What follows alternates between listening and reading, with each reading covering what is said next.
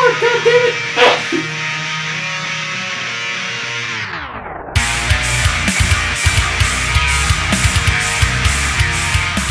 Hey there, YouTube. Welcome to the third installment of Dylan Destroys Movies. I'm your host, and today we're going to take a look at the 2015 action movie Close Range, directed by Isaac Florentine. All I can really say about this movie is that it's every cliche that you can imagine. You know, you have your typical story arcs of the badass lead character who wants to go around and he doesn't want to listen to anyone's rules, but, you know, he still does what's right.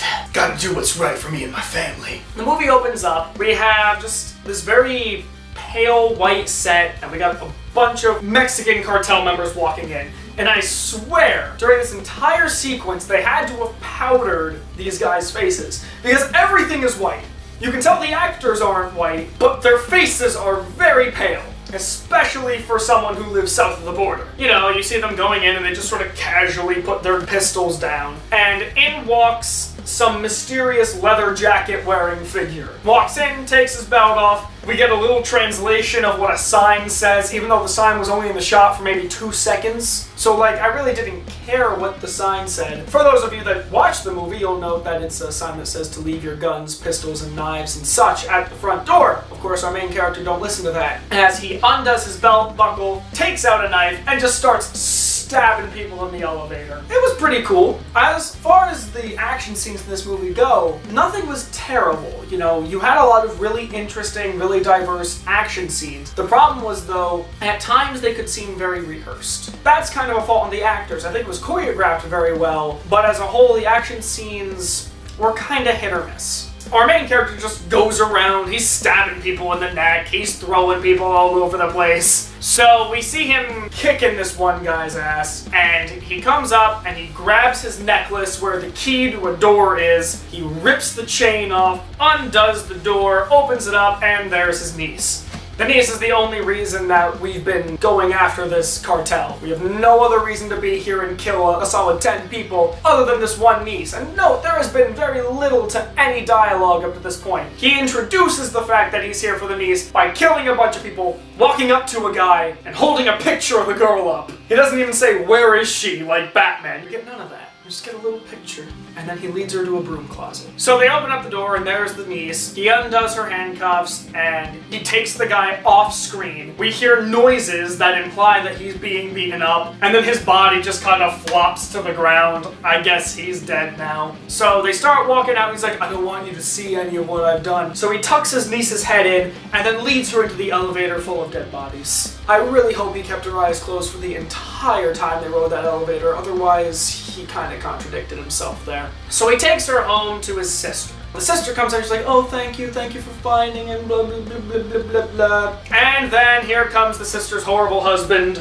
Walt. Walt is the whitest drug dealer I've ever seen in my life. He's got like Wolfman hair. He's wearing this opened button shirt and wife beater and suspenders. It's just everything that points to, I'm a bad husband. I'm a bad guy. I'm the dirtbag of the movie. She's trying to explain to her brother why she married the guy. And she's like, "I had no other options." And he's like, "There's always options," which is a good point. It's not a bad point. Alright, I'll give you that one, movie. Walt shows up, he starts getting into a bit of a argument with our main character, but our main character is much more muscular and has much less hair, so he's more badass. Walt goes inside, and our main character kind of does a bunch of different ways to lean on a car to make himself look kind of badass and intimidating, even though none of them, like, really pay off for him, you know what I mean? All of a sudden, we look out over the mountains, and here comes just a bunch of Matchbox cars kind of rolling down a small incline, which are supposed to be actual cars. Because they have eagle vision, they can see like several miles away to the top of the mountain, and they know that those are cop cars. Turns out our main character's a fugitive, he killed some people that weren't supposed to be killed, and, you know, all that good stuff. He runs into the bunkhouse, but not before grabbing his shotgun. Cops roll up, and out walks the sheriff and his 2 side buddies, Wyatt and Captain America's little brother in a porn stash. Do not know his character's name. Does anyone know his character's name? Logan, or are you making that up? Deputy Logan. Deputy Logan. Logan! Not to be confused with the Wolverine. So, out walks the sheriff, Wyatt, and no, I'm not gonna call him Logan. He's Captain America's younger brother in a porn stash. They kind of walk out, and they start explaining to the officer that they shouldn't be after our main character, whose name is Colt. Main character of an action movie that's also kind of Western themed is Colt. Like the firearm. They walk out and they're trying to explain to the sheriff why, Colt's not a bad guy and that the daughter was kidnapped. And upon hearing that the daughter was kidnapped, Wyatt loses his shit. Wyatt's like, wait, you were kidnapped? Is that the case? Sir, we need to figure this out. We need to, have questions. We need to bring them in. We need to figure all this out. And the sheriff's like, I hear ya, but I'm not gonna do any of that. I just want to bring Colt in. I'm not gonna acknowledge this case whatsoever, but thank you for bringing that to my attention. So Wyatt's kind of insubordinate towards the sheriff, and of course he is. I would be too. They're trying to find Colt, and they won't give away where Colt is, but now out comes Walt again to ruin everyone's day, and he goes, he's in the bunkhouse! Thanks, Walt. Really, thank you. So they throw Walt in handcuffs because, he's a drug dealer. Those are cops. I don't know how you expect him to just talk normally to cops when you're a drug dealer, and a known drug dealer at that. So he ends up in the back of the car, and he points out where Colt is, and now Colt's gotta hide, while Wyatt and Captain America's younger brother in a porn stash come up and try to, get him out of the house. So they walk in, and because Colt ain't no cop killer, he throws Wyatt into a bale of hay and throws Captain America's younger brother in a porn stash into a wall, and he gets out with his shotgun. They just kind of have a little bit of a standoff for a while, and Colt gets away. He just sort of gets to his car and drives away. So the other cops come out, and instead of the sheriff chasing after him, since he was at the car already, he has Wyatt and Captain America's younger brother in a porn stash grab the other car and drive off after it. Colt hasn't been gone for more than 15 seconds at this point, but that has given him enough time to be so far ahead of them, and he's a solid 100 yards that way on the other side of the road, but thankfully there's another way over to that side, a couple hundred feet ahead of them, because if there wasn't, oh man, they would never be able to get after it. So they chase after him, they run after him, and this whole time, in comes the cartel people from the beginning. As the cartel is rolling up, we are introduced to all 3 cars of cartel members. Leader El Jefe, Pablo, there's probably a Gonzalez in there. There's a Loco, because there's gotta be a Loco in the Mexican cartel, right? Lobo. No, there's a Loco and a Lobo. There's a guy whose nickname is Loco, and then there's Lobo. And Lobo wears the bolo, so Lobo, Bolo, Bolo, Lobo. Loco is not Bolo Lobo. We got that? Don't forget about the white guy named Ramirez. So there's 2 white guys in this gang. One of them is wearing a cowboy hat and a flannel. The other guy is wearing a baseball cap, which has his Ben Affleck shaggy hair from Argo behind it, and he's wearing kind of sweatpants that come to MC Hammer pants at the end, and a vest. So they don't look at all like they belong with this cartel, who are also wearing suits and your typical Spanish-inspired button-downs and blazers and bolo ties like Bolo Lobo, not Loco, Bolo Lobo. They roll up and they're like, "Where are the people?" "What do you mean, where are the people?" "Well, they went to go get Colt." He's like, "Okay, girls in the house." So they take the 2 girls into the house along with the sheriff, and they keep trying to communicate with their people. So during this, we have Colt and the 2 cops, and they're just kind of getting into a fist fight. But before they get into a fist fight, we have this great first-person shooter shot from Wyatt's gun, where he's kind of walking around, and it's very uncomfortably, directly behind the gun, which pans one way, and as it pans back towards the tree, boom! Colt smacks him in the face and, chokes him out with his gun. But again, he ain't no cop killer, so he just sort of punches him, holds a gun to Wyatt, and in comes Captain America swirling a porn mustache. And he points a gun at him, and he's like, "Drop the weapon." He's like, "You ever shoot a guy before?" He's like, "Drop the weapon." And nothing's ever done with that. We never get any backstory on if Captain America's brother in the porn stash ever actually shot a man or killed a man, nor do we know why Colt asked him that. We just sort of move on. In comes the cartel minions who were sent after the 2 cops to make sure that he got Colt, because Colt has a flash drive. On this flash drive is this entire cartel's bank account information, their plans, their locations, their hideouts, all on one USB port that was on some dude's chain. Wasn't in a safe anywhere. Wasn't locked up. Wasn't kept under like lock and key right next to the master. No, it was on his nephew's chain with the key to the handcuffs from the beginning. What if he takes a shower? He takes a shower, he doesn't keep the thing on. You can't get the USB wet, so he has to take it off. He puts it down. What happens if when he's in the shower, someone comes along and takes the USB port, and the USB port's gone? The flash drive is way too easy! And why you can put everything on one flash drive? Why not a bunch of flash drives? That way if one gets stolen, your entire operation does not go down! I don't get why you would put all of your criminal information on one little 1-inch piece of plastic and metal! Anyway, the cartel members go after our cops and Colt and try to get the flash drive from him. Colt does not yet know what the flash drive is for, and yet still does not just give them the flash drive. He could give them the flash drive and everything would be fine. No one would ask questions. He wouldn't get killed, he could go freely, everyone would be fine if he just gave them the flash drive. But he's like, no, I think this is significant, so I'm gonna shoot at him. I'm gonna start shooting. So he takes out his shotgun, starts shooting, and the shotgun gets jammed. And Wyatt decides to try to be a hero, picks his head up, looks at his dead compadre in Captain America's younger brother in the porn stash, who has been shot several times by the cartel. Wyatt ducks his head back down, and he's like, okay, we gotta go after and get my partner. He's like, dude, your partner's dead. Didn't you see him get... He got shot. He got shot several times. I'll save Logan.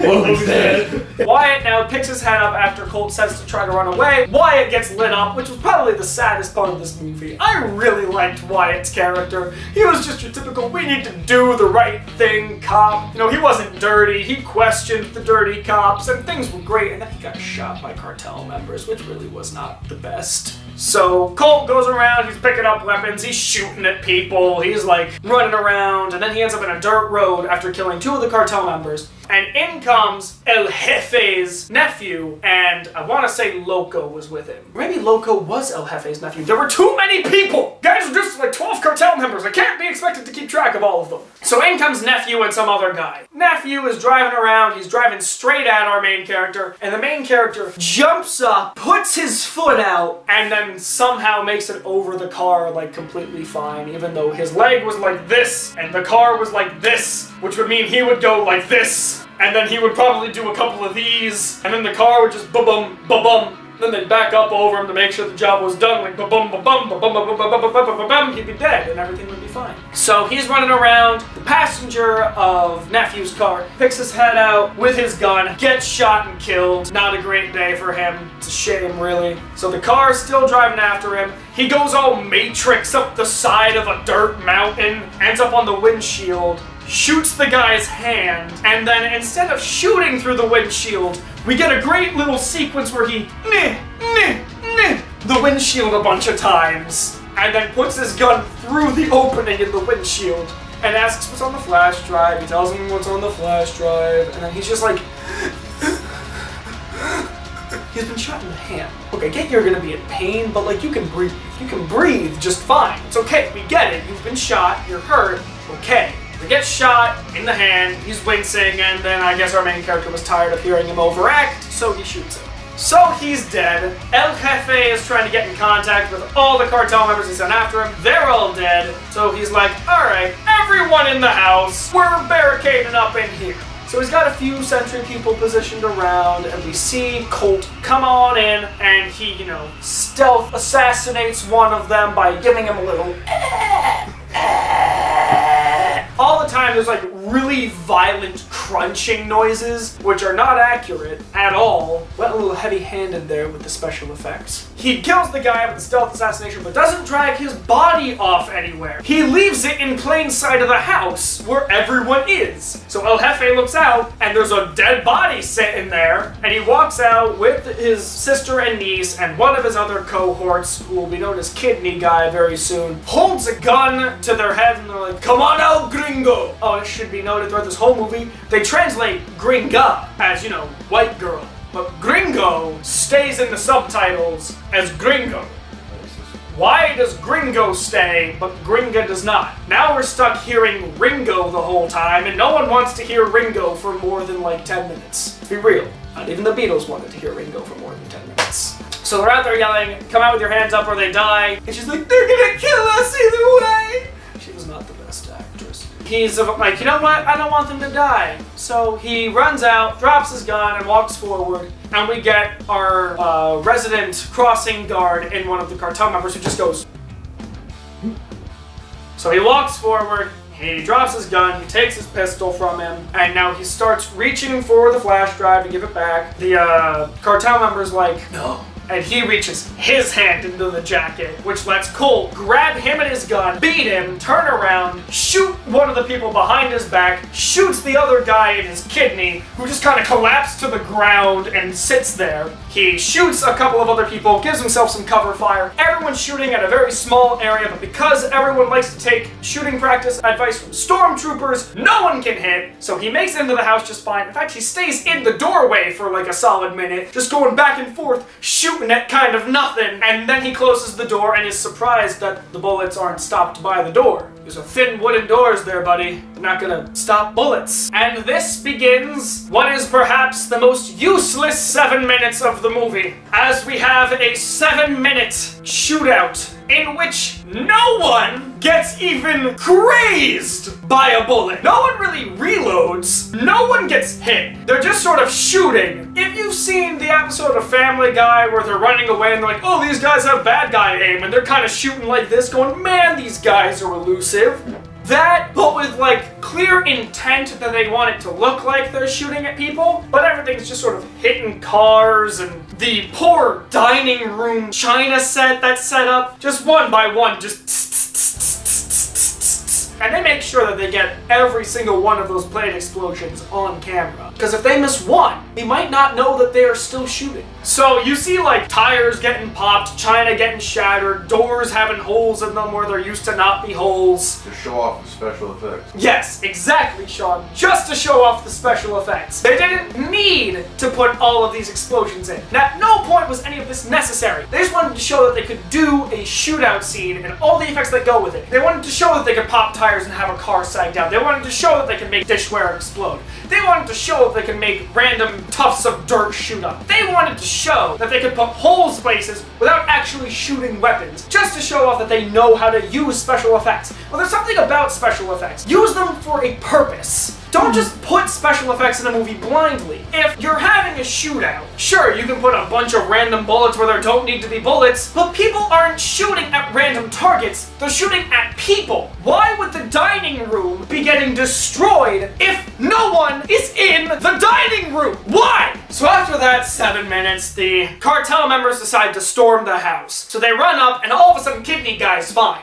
He's been sitting there, and he kind of had the Call of Duty respawn rate where, like, he sat for long enough, and his health regenerated, and he gets up, in fact, jumps up, and runs around the side of the house. Colt starts shooting at him, but of course he doesn't hit him, and they come in through the back door. When they come in through the back door, he hits one of them, kind of, but not, like, shooting. He punches one, and they kind of back up for a bit, and then he runs out of ammo, and the gun gets stuck. He kind of has a really bad track record with firearms. They get stuck, he runs out of ammo. He's in fact, I think, the only character that ever runs out of ammo, and things get jammed, he can't reload, and it's bad. So they come on in, and out comes the pistol. And this is why the movie is called Close Range. Because after 7 minutes of long-range firearms not hitting a single target, 2 seconds after the pistol comes out, the guy's in close range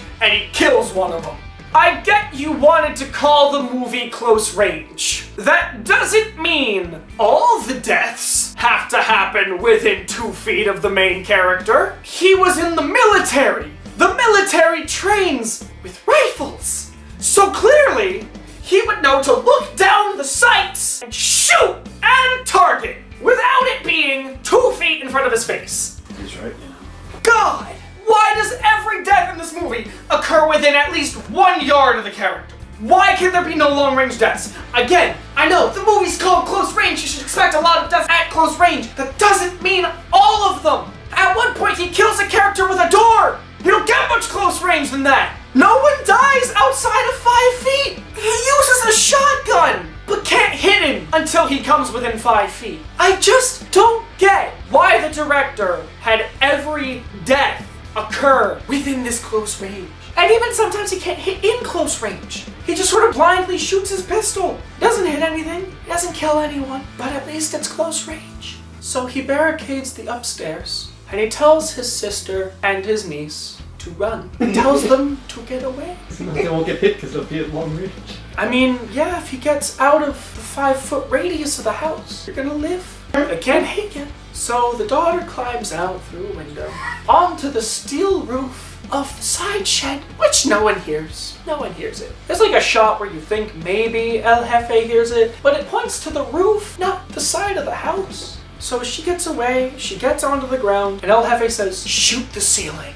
Alright, if you can't hit the guy, you might as well compromise the structural integrity of the house. Maybe the house will collapse and everyone will die, and this will all be over so much easier. So they shoot at the ceiling, and the niece turns to the camera, and to express concern for her mother's well-being, she looks up and goes, Mom. The gunshots are muted, you don't hear anything, the music cuts out, and you just see her go, Mom.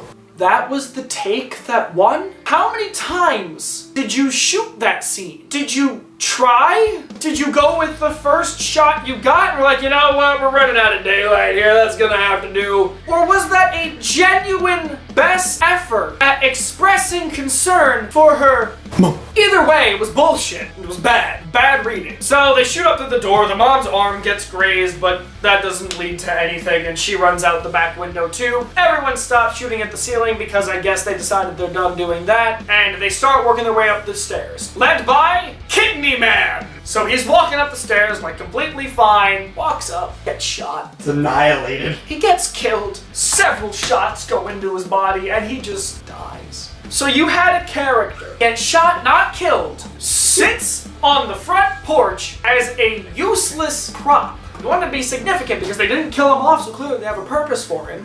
Yeah, just to kill him off first. That was it. He doesn't play any big part, doesn't get any big fighting scene. He just dies. No one followed him. He was the only one that went to the top of the steps. So you get another few minutes of Colt walking through a series of doors and looking like he's about to play some game show where it's like, guess what's behind door number 1? It's a 2 or 3. Behind one of them is a oblivious cartel member, and behind the other 2 is a slightly aware cartel member. Which will you choose? So he picks number 3 because the distance between him and the man on the other side of the door is less than 5 feet. Randomly shooting through the door hits and kills the guy on the other side. He then proceeds to kick the door, and the door knocks another guy out and injures a third. So now the other 2 that are at the top of the steps kind of start backing down the steps, shooting for cover fire, and our character runs down, kind of does a Matrix wall jump, and they get into like a kung fu fighting match. One of the guys from upstairs who got knocked out by the door is coming back down. He's joining the fight. He kills 2 of them, so now it's just him and one other guy. And they're fighting. He takes out his knife, stabs the guy 3 times in the heart, and once on the tape. And the look that the guy gives when he gets stabbed in the grundle is not, oh, I've been killed. It's, dude, what the...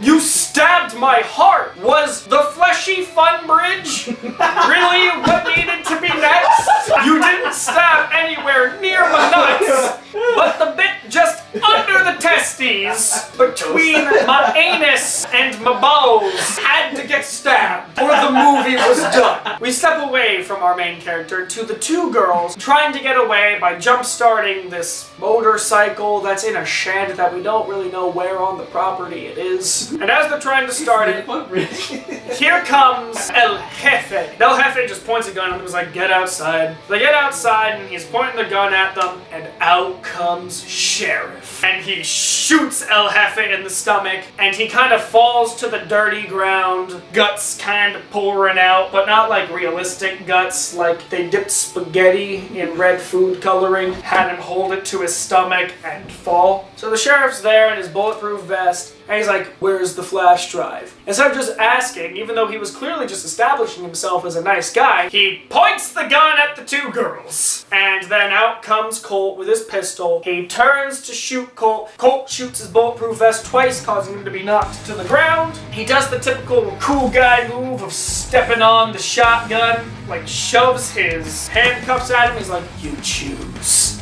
So he has the choice of either going for his gun and trying to kill Colt or handcuffing himself. What followed was a minute and a half of random cuts, zooms, concerned looks, whistling, whimpering, zoom-ins on Colt's face, Sheriff's face, two girls, the two girls holding arms, Colt's pistol, Sheriff's hand, back to Colt's face, the shotgun, the handcuffs, more concerned looks, the bulletproof vest, torso shots, the pistol, a man's hand jolting as if about to do something.